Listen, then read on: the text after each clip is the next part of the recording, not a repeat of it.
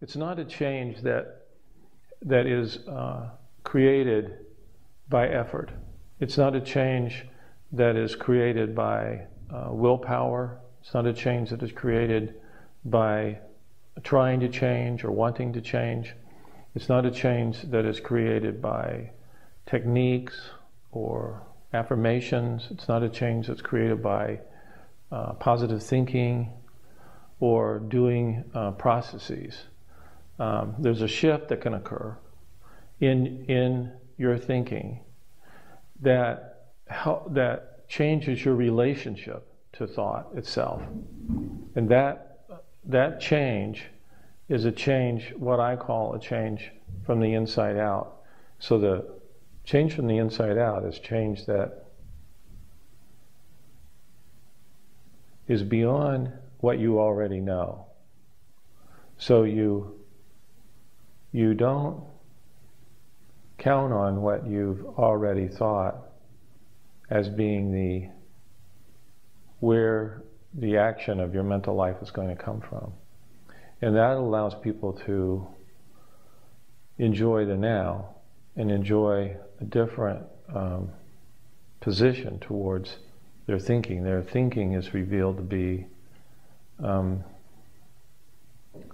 small potatoes it really is.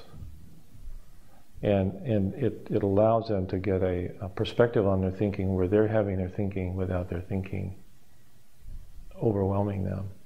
And that's the right and the privilege and the promise, for every human being on the planet, that but for that misunderstanding, we would have a mentally healthy civilization.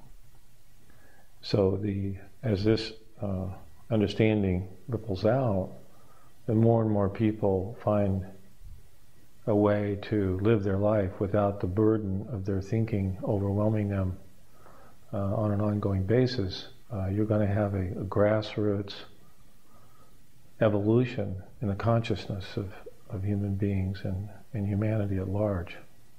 It can't help but happen because the psychopathologies that we suffer from today are really man-made. And being as such, they're resolvable by people finding a new foundation for where the disease is coming from. That is a fundamental, potential fundamental promise. It's a fundamental new understanding to have for all of us. Everybody's psychology starts with children as they develop, or what happens to you when you're young, or what have you. But this is a psychology that winds it back a precognitive, pre-thought, pre-physical existence psychology, and establishes a set of principles that are not contingent upon the individual person. And that's new for the field, but because of that, it sheds a complete new light on the foundation for mental life. The intellect is incapable, fundamentally incapable, of figuring God out, and so eventually the intellect and our egos got enough humility that we started to more and more give up on making that have happen as our thinking systems shrank, and the benefits of going beyond your thinking were made more visible to us.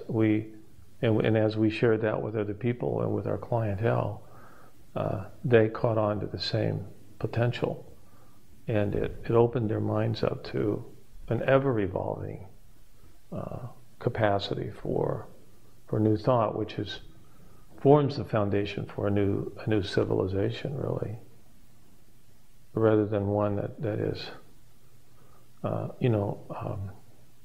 kind of socked away in different factions and schools and opinions and ideas and religions and what have you. There's a million different pockets of thought that exist, and they're all vying for their own turf. That whole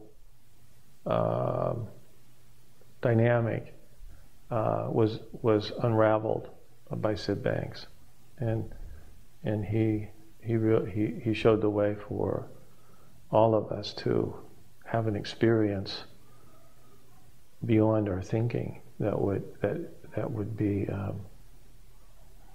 uniting for people and for all of us.